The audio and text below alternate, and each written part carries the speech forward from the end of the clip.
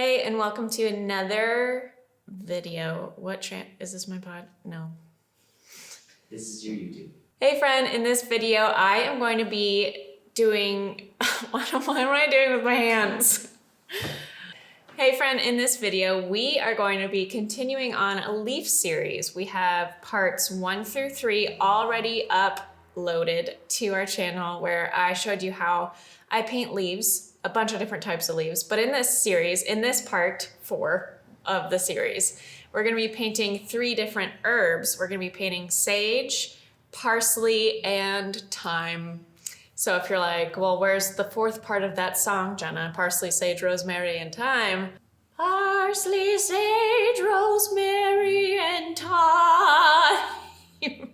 Rosemary was in part 3 of this series. So you can go back to the rest of the videos in this series if you need some freshening up with your leaves, etc. Especially part 1 is really crucial for how I hold the brush and all that kind of stuff. But if you're ready for this part of the series, let's dive in.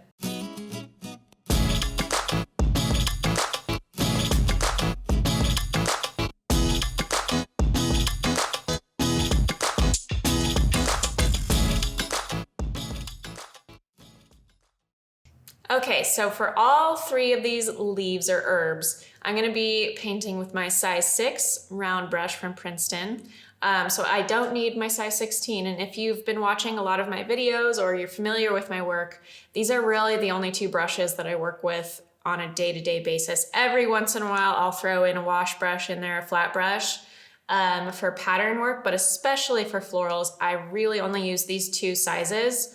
And shapes of brush, the size 16 and the size 6 from Princeton, the Heritage 4050 series. So if you need to get familiar with brushes or you need to maybe purchase some brushes of your own, then I have links below for all the supplies that I'm going to be using today. But again, today I'm only going to be using my size 6 brush.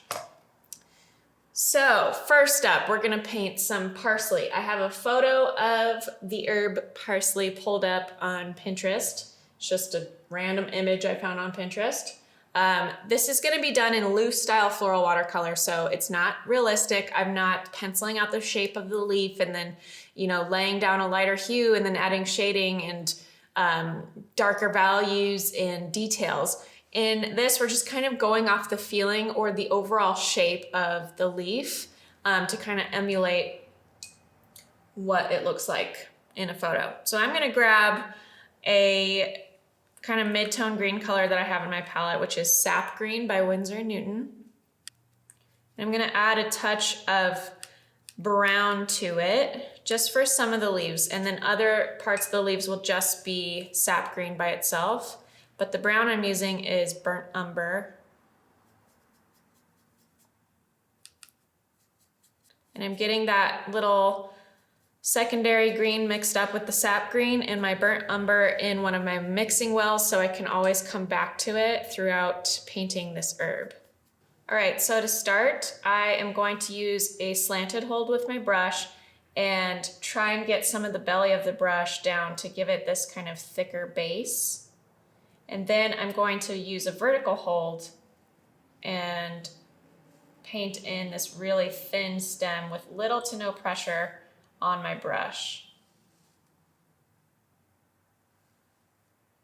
So a lot of people who are newer to watercolor will put pressure on their brush when they're painting vertical holds like this for thin stems, and that will create a thicker stem. So if you want a really thin stem, make sure you are putting little to no pressure on your brush and your brush is pointed basically straight up and down. Then from here, I'm going to release the pigment in my water cup and start painting the leaves. So all I'm going to be doing is using a 45-ish degree angle away from my paper with my brush hold, and I'm going to press on my brush and just kind of do this same thing to create this fan shape. So again, I'm just pressing and pulling that out in a fan shape. So again, this is loose style watercolor, so we're not getting really detailed with it. And I'm just going to go back and forth from my sap green mixture by itself and then sap green with burnt umber. and then some lighter hues, some darker hues by adding water to my brush so that it lightens the color. So very simple stroke here.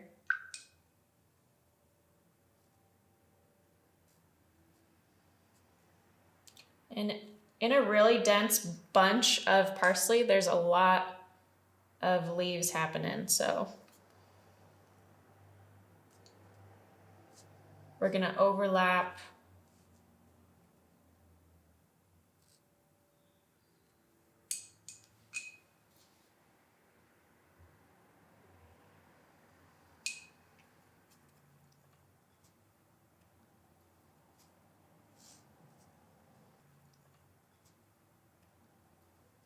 So I basically started with 3 or 4 stems, and then as I start adding in these leaves, I go back in and add additional stems where I feel like it's necessary.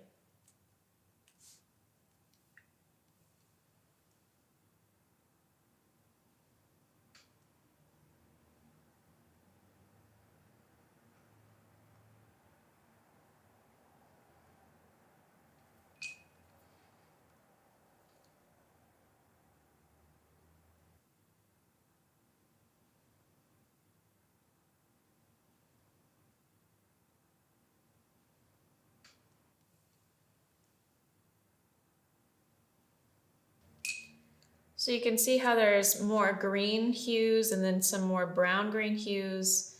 This is going to add a lot of variety and movement to the leaves so that it doesn't just look like really flat and kind of boring. Along with that, I'm making sure to change up the values so that there's some lighter and some darker leaves.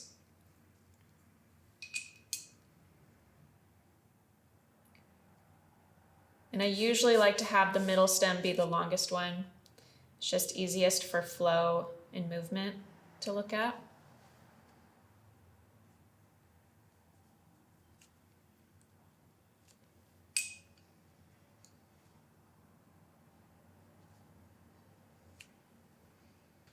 Just going into some of these white spaces and adding in little hints of leaves in the background,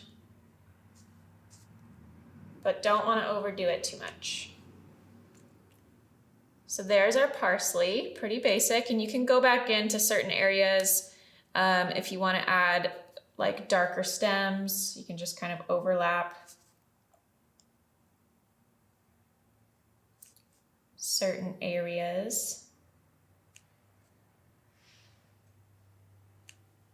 And voila. And then our next leaf is going to be sage.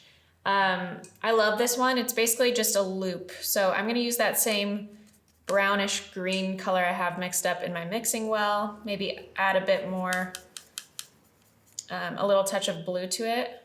So for this leaf, I've added a touch of Prussian blue to my mixture with the brown and green, especially since the photo I have pulled up has quite a bit of blue in the actual sage leaves.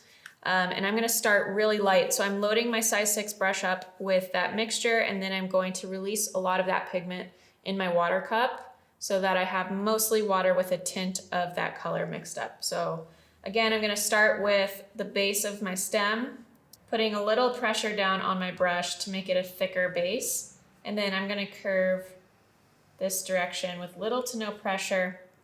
And I'm just going to do one stem to start, because I want that stem to bleed into my first leaf. So then I'm going to completely rinse off my brush and just have water on my brush for my first leaf. And what I'm going to be doing is basically applying pressure and looping around back to the main stem. So I'm starting on the main stem with my brush, applying pressure, dragging up and back down with a loop. I'm going to go back over that, and you'll see me do it a bunch more times. So if you didn't catch that, you'll see it. So we'll add another stem before adding a leaf. Grab water, start on that stem, apply pressure, loop back down, and release that pressure. You can leave those gaps in the middle of the leaf if you want, or go back over it and fill it in. And then I like to go back in with my dark mixture of the blue, green, and brown and kind of add in more of that color to a specific side. So I'll do it again. Grab water,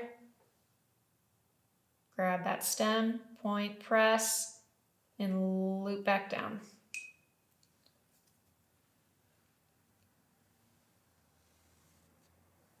Water, point, press, and loop back down.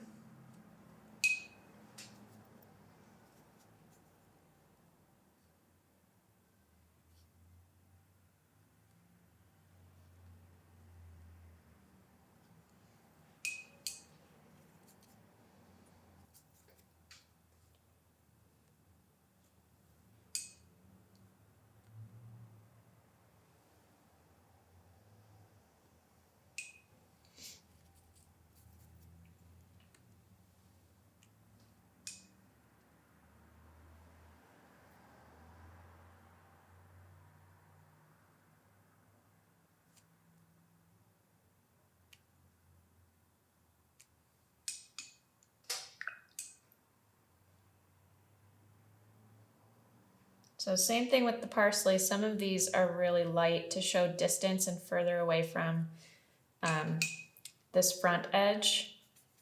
And then the darker the hue is or the value is, the more closer up it appears.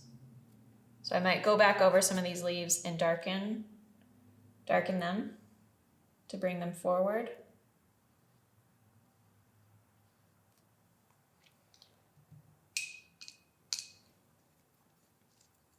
And then maybe one more stem right here.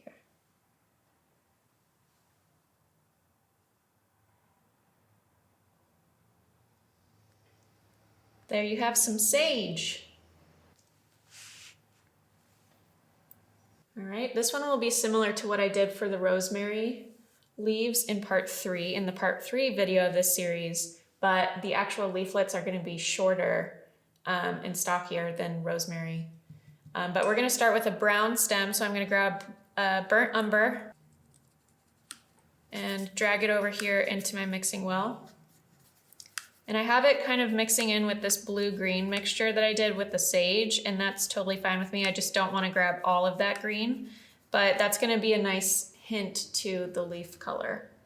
All right, so starting with a long stem for my thyme, I'm going to start with the side edge of my brush and bring it up so it kind of has these flat or straight edges. And then I'm going to lift my brush up a little higher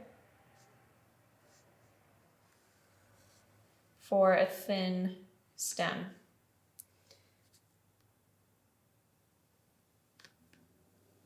And I want to work wet and wet with this because I want this brown to bleed in some of these green leaves on the thyme. So I'm going to work kind of quickly. But all I'm doing is basically using a slanted hold and pressing on my brush on the paper. And it's basically exactly what I did for the rosemary or even for the holiday wreath video that I did. Making sure I'm lightening my hue every once in a while. And adding more green or more brown to some of the mixture.